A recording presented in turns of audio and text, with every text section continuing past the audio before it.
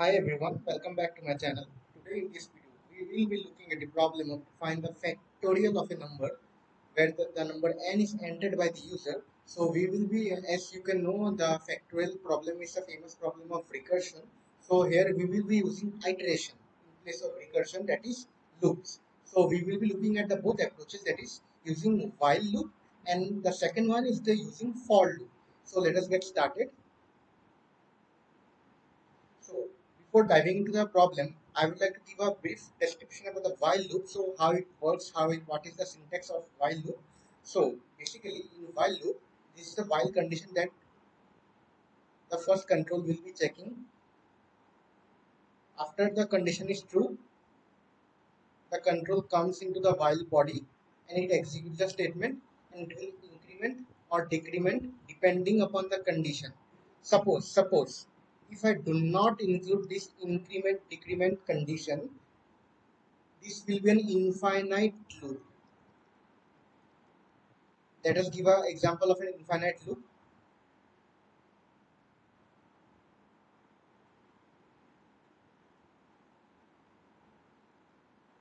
This is an infinite loop. That is while one. That is one means true. Then the control will come over here inside the body, and it will be executing the statement till it become false. But it will never be false as we have not set any condition of increment decrement, right? So this is an infinite loop. So as our problem states, to find the factorial of a number where n is entered by the user, let me give you the logic. So initially we will be taking an integer number n. Let us take n equal to 5. So we will be initializing a variable I and also a variable for storing the factorial also to 1. So we will be starting an while loop from 1 to n, that is from I till it is equal to n. So inside that loop we will be having factorial equal to factorial into I. And yes, I plus plus, because we have to evaluate until the condition is false, otherwise it will be an infinite loop. So let us take a dry run the code. See, before solving any problem, always do dry run the code.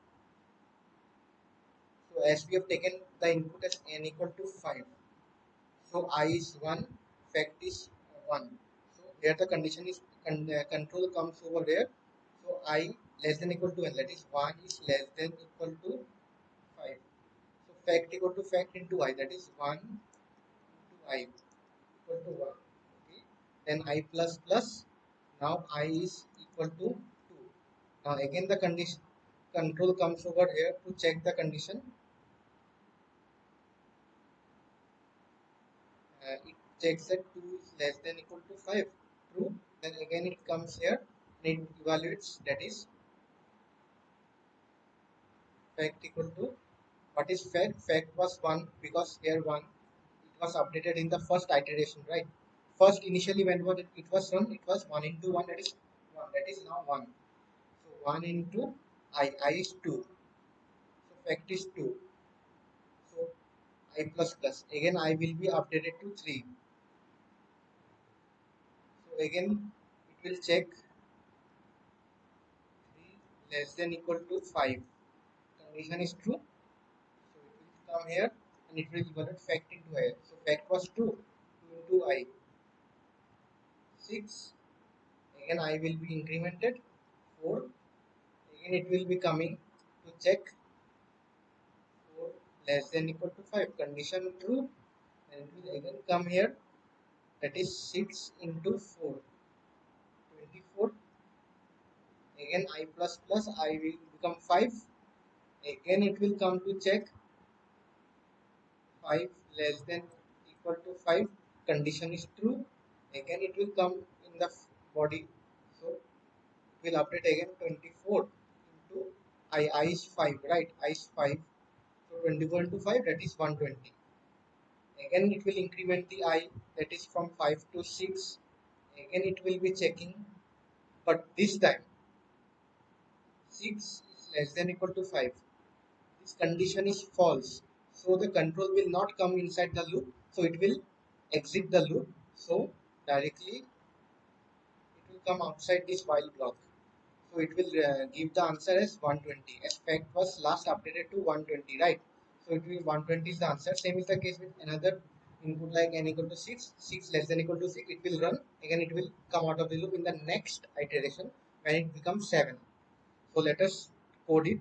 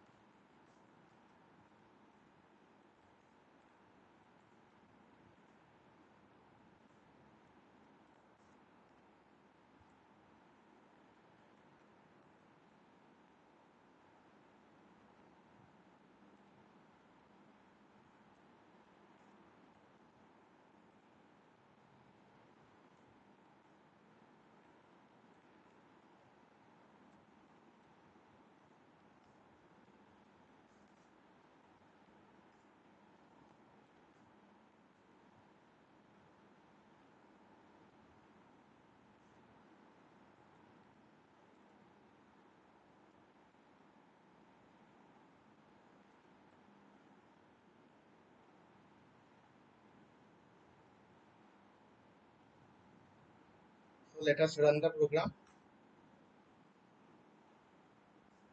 So let us take the input that we have taken in the example, that is 5.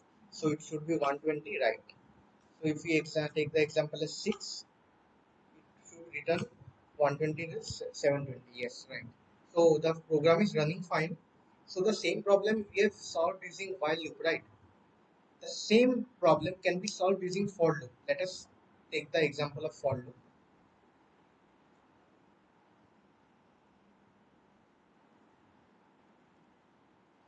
See the for loop syntax for I will be 1. It will run till I less than equal to n and I plus plus.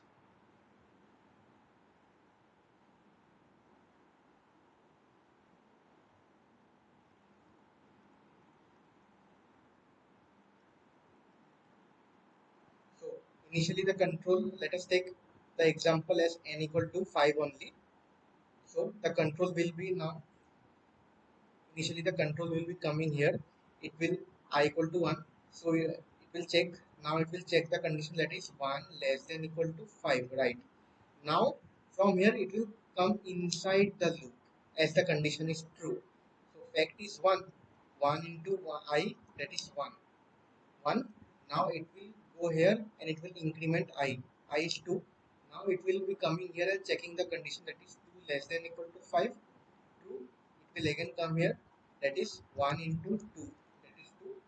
It will again go here, like this it will be following the cycle, right? Checking, increment, inside the body, when increment, then checking, then body, increment, checking, body, increment, checking, body. Only once it will be initializing, as I told in my last video also. In for loop only once initialization is done, and the other time the increment, decrement and inside the body is happening. Only the once initialization is done. This is very important to remember, because most of us are confused that initialization always happens like after increment I will become the incremented value, but no, initialization done is done only once. Only once, then after the increment and checking condition is done, only once initialization is done. So let us modify our code to for loop. So for I is equal to 1, I will iterate till n, I plus plus. So inside the for loop, simply I into fact into I.